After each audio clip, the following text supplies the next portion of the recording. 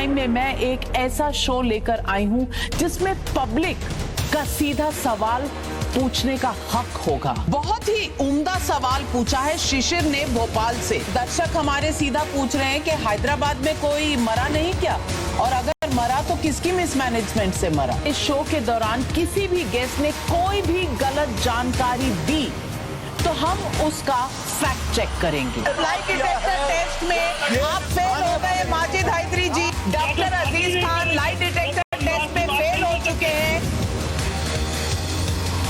हम बीते हुए कल में रहेंगे या आगे बढ़ने की कोशिश करेंगे। ना आप उन्हें क्रिमिनल कह सकते हैं ना मैं, क्योंकि ये काम सिर्फ कोर्ट का है। सरकारी आंकड़े आप सुनेंगे नहीं, फैक्ट से आपका कोई लेना देना नहीं है। मेरी माँ जब तक मैं 20 साल की हो गई थी तब तक भी रात को कांपती हुई पसीने से लथपथ उठती थी कि आ गए, तलवारें चल गई, गोलियां चल गई। नेताओं के साथ ये प्रॉब्लम है कि 1 मिनट में फैक्ट से लेकर पॉलिटिक्स में चले जाते हैं। तो मैं तो कभी भी ये नहीं कहूंगी कि हमें देश की आजादी भीख में मिली। कैसे बनेगा नया कश्मीर? हमारा बॉस दर्शक है।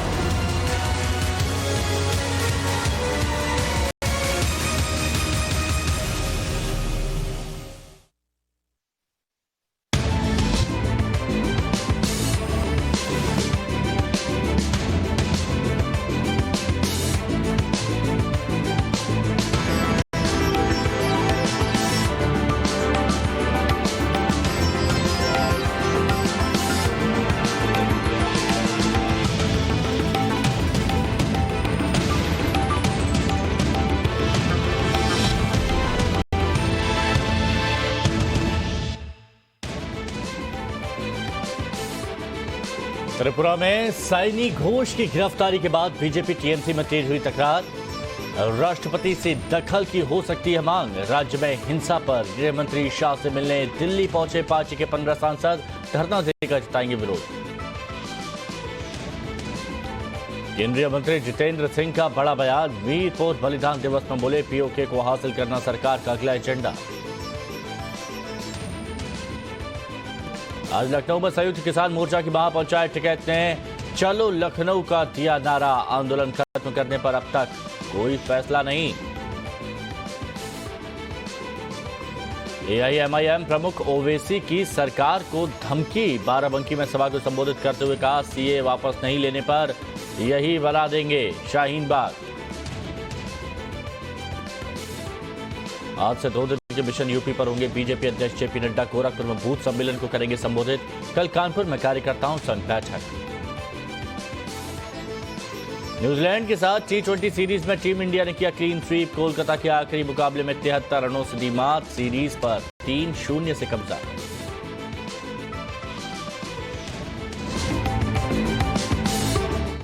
In association with Colors, make life better.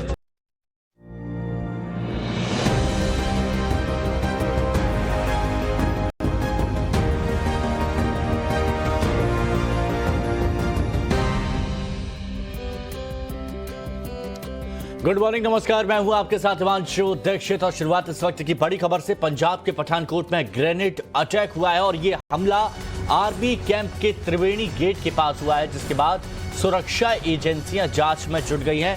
Pathankot के एसएसपी ने कहा है कि आरोपियों की तलाश के लिए सीसीटीवी फुटेज को खंगाला जाएगा और आरोपियों की पहचान की जाएगी और छोड़ा नहीं जाएगा।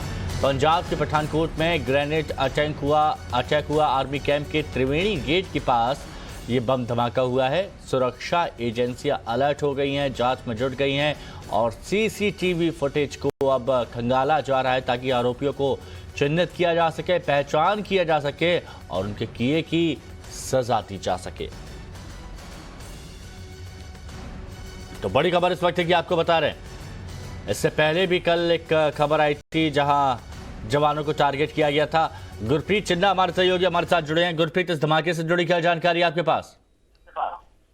जी बिल्कुल, ये जो त्रिवेणी द्वार है, गेट है, वहां पे ये ग्रेनेड ब्लास्ट हुआ है। जो वहां के एसएसपी कह रहे हैं वहां पे लगातार इन्वेस्टिगेशन चल रही है, सीसीटीवी कैमरा फुटेज खंगाली जा रही है और जैसे कि प्रीलिमिनरी इन्वेस्टिगेशन में लगता है कोई बाइक सवार द्वारा आर्मी के गेट पर फेंका गया ग्रेनेड। तो कहीं ना कहीं पुलिस फोर्स अपना जो लोकल सीसीटीवी कैमरा है उनको लेने में लगी हुई है और सभी नाकों पे हाई अलर्ट लगा दिया गया है, क्योंकि बाइक सवार है, जितने भी बाइक आए हैं उनकी सबकी एंट्री चेक की जा रही है और लगातार इस बात की पुष्टि की जा रही है कि कैसे ये चीज हुई है और कौन से बाइक सवार है जिन्होंने ये वारदात की है वहां पे। शुक्रिया जुड़ने के लिए आपका गुरप्रीत। तो पठानकोट में आर्मी कैंप में ये ग्रेनेड हमला हुआ है। सुरक्षा एजेंसियां सीसीटीवी फुटेज यहां पर खंगाल रही हैं और आरोपियों को अंजाम तक उनके पहुंचाने की कोशिश की जा रही है।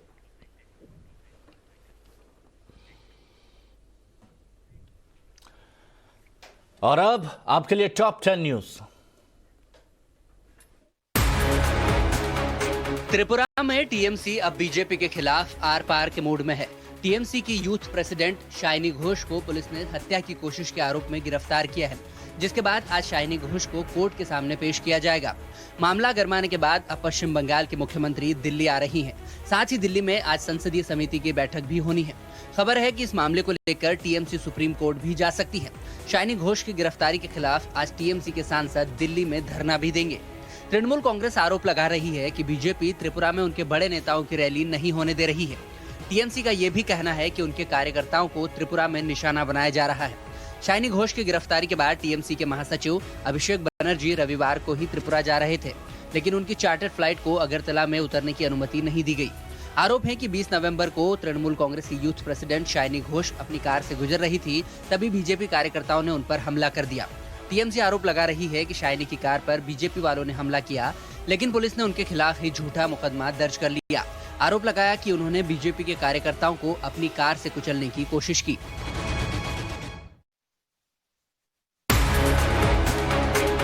आज यूपी की राजधानी लखनऊ में किसानों की महापंचायत होने वाली है। तीनों कृषि कानूनों के रद्द होने के ऐलान के बाद किसान नेता राकेश टिकैत ने इस महापंचायत को बुलाया है। तीनों कृषि कानूनों को निरस्त करने की केंद्र की घोषणा के बाद किसान नेताओं का कहना है कि जब तक सरकार एमएसपी की गारंटी देने वाला कानून नहीं बना देती और लखीमपुर खीरी हिंसा मामले में केंद्रीय गृह राज्य मंत्री अजय कुमार मिश्रा टेनी को बर्खास्त नहीं कर देती, तब तक उनका आंदोलन जारी रहेगा। लखनऊ में किसानों को इस महापंचायत का आयोजन बंगला बाजार इलाके में किया जाएगा। राकेश टिकैत ने ट्वीट कर इस बात की जानकारी दी है। संयुक्त किसान मोर्चा ने प्रदर्शन कर रहे किसानों को 22 नवंबर को लखनऊ में होने वाली किसान महापंचायत में पूरी ऊर्जा के साथ भाग लेने के लिए कहा है। इससे पहले किसानों ने प्रधानमंत्री नरेंद्र मोदी को एक चिट्ठी भी लिखी, जिसमें उन्होंने पीएम के सामने 6 मांगे रखी हैं। हालांकि कृषि कानूनों को रद्द करने के ऐलान के लिए पीएम मोदी का धन्यवाद भी दिया।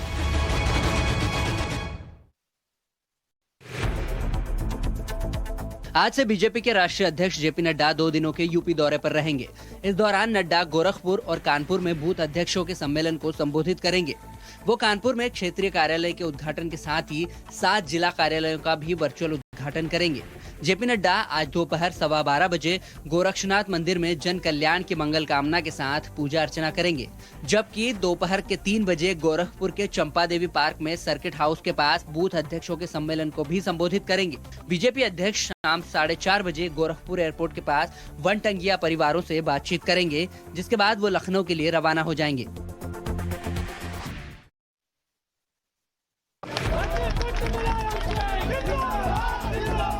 समाजवादी पार्टी आज पूरे उत्तर प्रदेश में यूपी के पूर्व सीएम मुलायम सिंह यादव का जन्मदिन मनाएगी।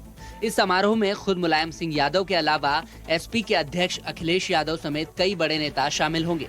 खबर है कि मुलायम सिंह यादव जन्मदिन के जश्न में उनके भाई और पीएसपीएल के अध्यक्ष शिवपाल यादव भी शामिल हो सकते हैं। मुलायम सिंह के जन्मदिन का जश्न एसपी के सभी जिला मुख्यालयों में मनाया जाएगा। जन्मदिन के जश्न के साथ साथ इस दौरान पार्टी नेता और कार्यकर्ता विधानसभा चुनाव को लेकर मुलायम सिंह की नीतियों और रीतियों पर चलने की प्रेरणा लेंगे। मुलायम सिंह का जन्म 22 नवंबर 1939 को इटावा के सैफई में हुआ था।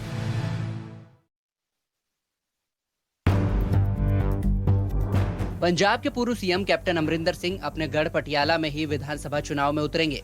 कैप्टन अमरिंदर सिंह ने अपने फेसबुक पेज पर इसकी जानकारी दी है। कैप्टन ने लिखा है कि मैं पटियाला से चुनाव लड़ूंगा। बीते 400 सालों से पटियाला हमारे साथ रहा है और मैं इसे सिद्धू की वजह से छोड़ने वाला नहीं हूं।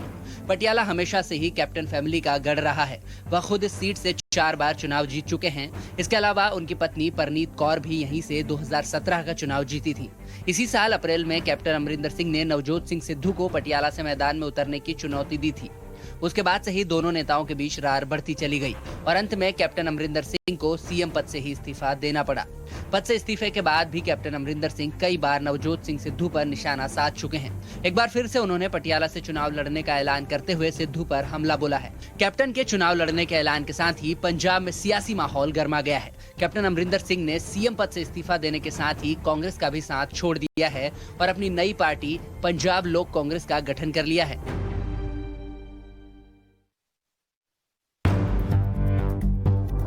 दिल्ली के सीएम अरविंद केजरीवाल आज से 2 दिनों के पंजाब दौरे पर रहेंगे। आज से आम आदमी पार्टी पंजाब में अपने आधिकारिक तौर पर चुनावी अभियान का आगाज करेगी। केजरीवाल आज से मिशन पंजाब की शुरुआत करने वाले हैं। अरविंद केजरीवाल के दौरे का पहला दिन मोगा जिले में बीतेगा। इसके अलावा दूसरे दिन अरविंद केजरीवाल अमृतसर में रहेंगे। केजरीवाल अपने मोगा दौरे में पंजाब के लिए बड़ी घोषणाएं कर सकते हैं। मोगा राजनीतिक रूप से बेहद अहम जिला माना जाता है।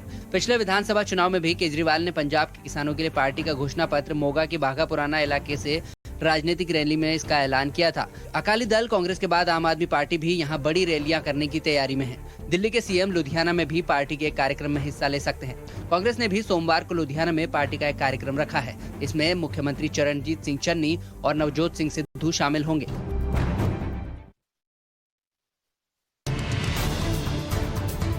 बिहार के पूर्व सीएम लालू प्रसाद यादव आज पटना पहुंचेंगे। 23 नवंबर को सीबीआई की स्पेशल कोर्ट में चारा घोटाला मामले में उनकी पेशी है।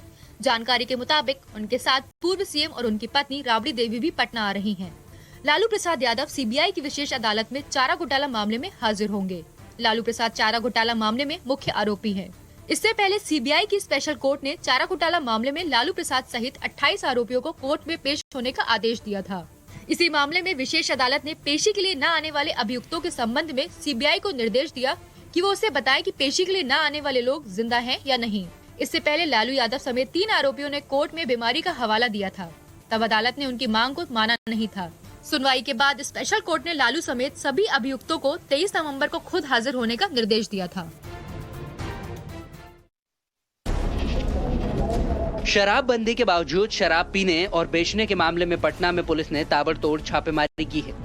अलग अलग जगहों पर छापेमारी में पुलिस ने कई आरोपियों को गिरफ्तार भी किया है। इस दौरान 80 से ज्यादा होटल, गेस्ट हाउस, लॉज और 12 से ज्यादा स्लम में भी छापेमारी की गई। खबर है कि उस दौरान पुलिस ने कई लीटर शराब भी जब्त की है, जबकि देहात क्षेत्रों के दर्जनों गाँव में शराब की सैकड़ों भट्टियों को पुलिस ने ध्वस्त कर दिया है। इसी कड़ी में पुलिस ने पटना के राजीव नगर इलाके में हो रही एक शादी में छापेमारी कर दी। रेड के दौरान पुलिस की टीम बोधी विहार नाम के होटल के अंदर गई और वहां हो रही शादी में छापेमारी कर दी।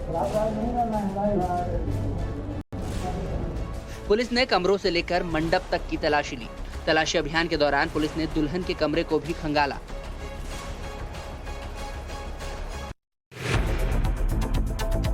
दिल्ली की हवा में बढ़ते प्रदूषण में कुछ कमी आई है और इसी मुद्दे को लेकर आज दिल्ली के पर्यावरण मंत्री Gopal Rai high level meeting करने वाले हैं। इस मीटिंग में तमाम एजेंसियों के अधिकारी शामिल होंगे। इस मीटिंग में प्रदूषण को लेकर दिल्ली में लगाई गई पाबंदियों की समीक्षा की जाएगी। इससे पहले दिल्ली में अगले आदेश तक सभी स्कूल बंद कर दिए गए हैं। साथ ही जरूरी सामान वाले ट्रकों को छोड़कर बाकी ट्रकों की एंट्री पर भी बैन 26 नवंबर तक बढ़ा दिया गया है। दिल्ली में पिछले कई दिनों से हवा में प्रदूषण खतरनाक स्तर पर पहुंच चुका है, जिसके बाद सुप्रीम कोर्ट ने भी इस मामले को लेकर सरकार को फटकार लगाई थी।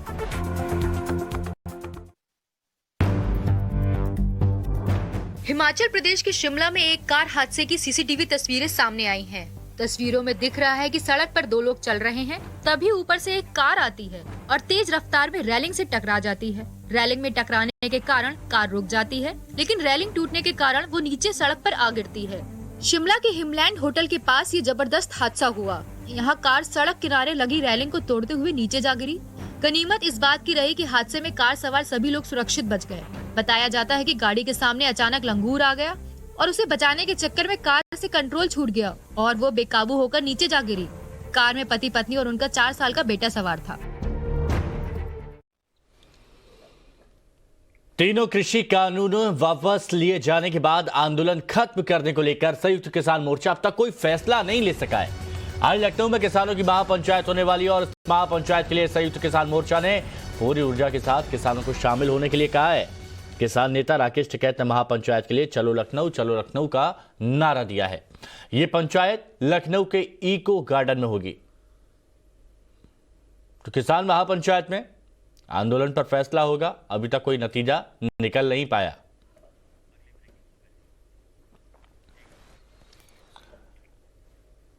एआईएमआईएम प्रमुख असदुद्दीन ओवैसी की सरकार को धमकी सामने आई है। यूपी में शाहीन बाग बनाने की धमकी दी है। ओवैसी ने सीएए वापस नहीं लेने पर शाहीन बाग बना देंगे, ये ओवैसी कह रहे हैं। बाराबंकी में जनसभा को संबोधित कर रहे थे ओवैसी। कृषि कानूनों की तरह सीएए भी वापस सरकार ले, ये ओवैसी कह रहे थे। और उन्होंने कहा अगर नहीं लिया तो यहीं पर शाहीन बाग बना देंगे।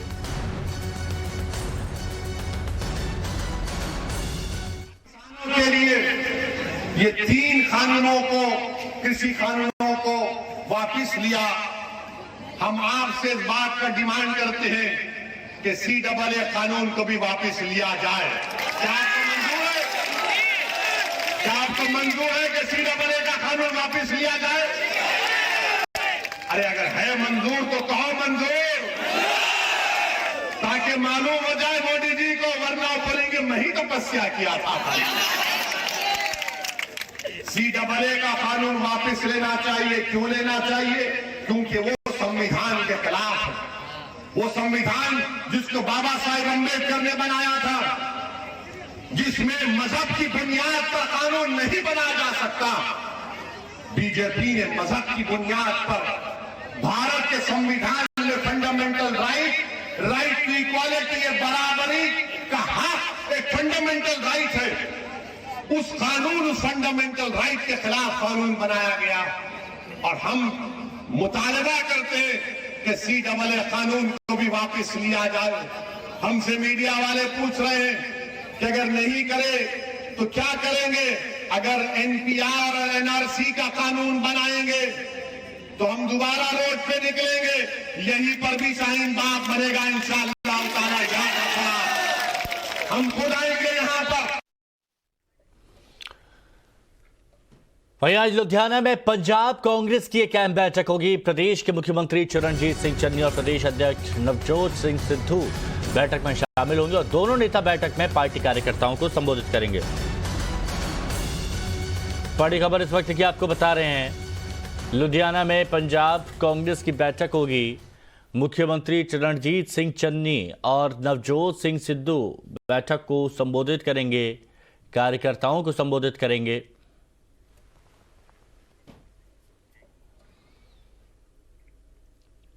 वहीं दिल्ली में प्रदूषण को लेकर आज राज्य के पर्यावरण मंत्री Gopal Rai high level meeting करेंगे और इस मीटिंग में तमाम एजेंसियों के अधिकारी शामिल होंगे। बैठक में प्रदूषण को देखते हुए कई चीजों पर लगाए गए बैन की समीक्षा करेंगे। और इससे पहले दिल्ली में अगले आदेश तक सभी स्कूल बंद कर दिए गए हैं। साथ ही जरूरी सामान वाले ट्रकों को छोड़कर बाकी ट्रकों की एंट्री पर बैन 26 नवंबर तक बढ़ा दिया गया है। और ये एहतियात बरती जा रही है सिर्फ इसलिए ताकि दिल्ली का दम न घुटे।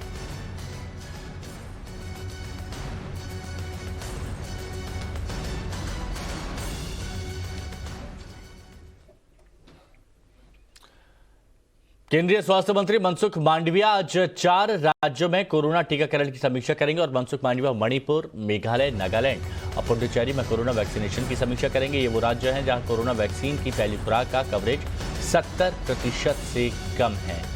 यानी जहां वैक्सीनेशन की स्पीड कुछ कम है तो वहां पर बात की जाएगी।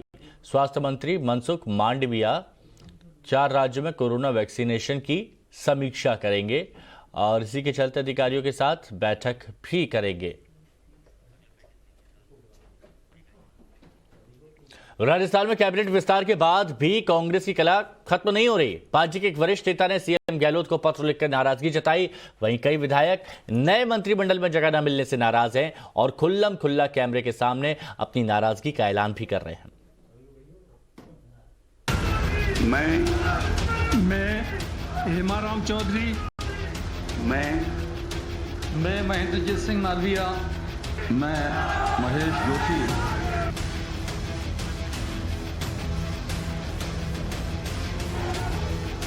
देर से ही सही, लेकिन राजस्थान में कांग्रेस आला कमान ने बगावत के धधकते अंगारे पर पानी डालने की पहल की। मंत्रिमंडल फेरबदल की डिजाइनिंग इस तर्ज पर है कि अशोक गहलोत और सचिन पायलट के बीच खींची तलवारें वापस मैदान में लौट सके।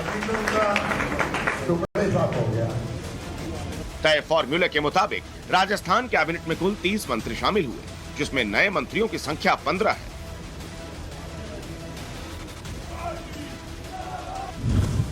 अशोक गहलोत खेमे से 8 कैबिनेट, 2 राज्य मंत्री बनाए गए, जबकि सचिन पायलट गुट के 3 कैबिनेट और 2 राज्य मंत्री बने हैं। अशोक गहलोत खेमे से बनाए गए कैबिनेट मंत्रियों में रामलाल जाट, महेश जोशी, ममता भूपेश बैरवा, महेंद्रजीत सिंह, टीकाराम जूली, भजनलाल जाटव, गोविंद मेघवाल और शकुंतला रावत हैं, जबकि राज्य मंत्रियों में जाहिदा खान और राजेश गुढ़ा हैं। वहीं सचिन पायलट खेमे से रमेश मीणा, हेमाराम चौधरी और विश्वेंद्र सिंह को कैबिनेट मंत्री, जबकि ब्रजेंद्र ओला और मुरारी मीणा को राज्य मंत्री बनाया गया है। फेरबदल के बाद मुख्यमंत्री ने दावा किया कि सब कुछ ठीक है, कहीं कोई नाराजगी नहीं। कांग्रेस का हाईकमान फैसला करता है, नीचे तक उसको स्वीकार करता है। ये हमारी बहुत बड़ी ताकत है। मुझे उम्मीद है कि फैसले होने के बाद में हम सब मिलकर कैसे लागू करें, अपने जिम्मेवारी निभाएं और योगदान करें। अशोक गहलोत कैबिनेट का विस्तार शुद्ध रूप से खेमों में बटी कांग्रेस को एक सूत्र में बांधने की कोशिश लगती है। राजस्थान में मंत्रिमंडल का गठन एक आदमी एक पद फॉर्मूले के तहत किया गया।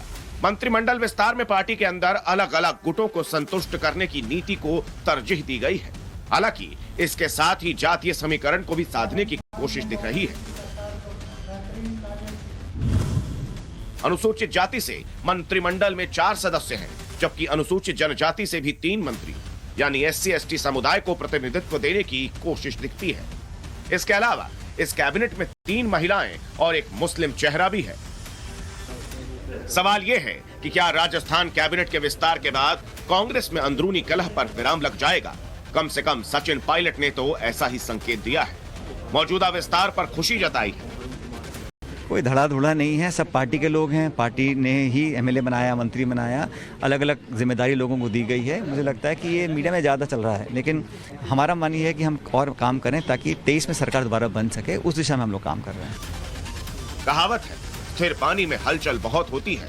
यही हाल राजस्थान कांग्रेस में है। एक खेमा खुश तो दूसरा खेमा नाराज। जिस मंत्रिमंडल फेरबदल को कांग्रेस मास्टर स्ट्रोक कहकर प्रचारित कर रही है, वहीं सवाल उठने लगे हैं। पार्टी से कोई नाराज नहीं है, हमको लीडर से कोई नाराज नहीं है, हमें भ्रष्टाचार से नाराजगी है।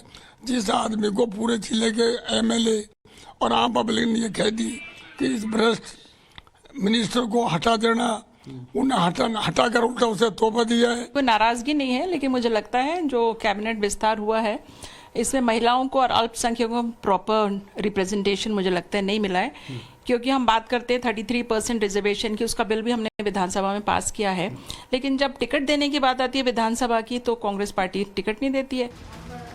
सवाल उठता है कि राजस्थान में कांग्रेस का ये सत्ता संघर्ष कहां जाकर रुकेगा, क्योंकि असली लड़ाई तो मुख्यमंत्री पद की है। सवाल ये भी है कि अगर सब कुछ ठीक ही था तो सचिन पायलट की कैबिनेट में वापसी क्यों नहीं हुई, और अगर नहीं हुई तो क्या राजस्थान कांग्रेस प्रदेश अध्यक्ष का पद एक बार फिर सचिन पायलट की झोली में गिरने वाला है?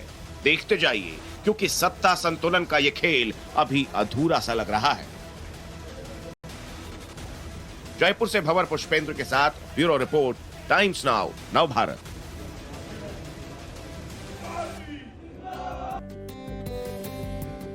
यहाँ रुकेंगे एक छोटे से ब्रेक के लिए।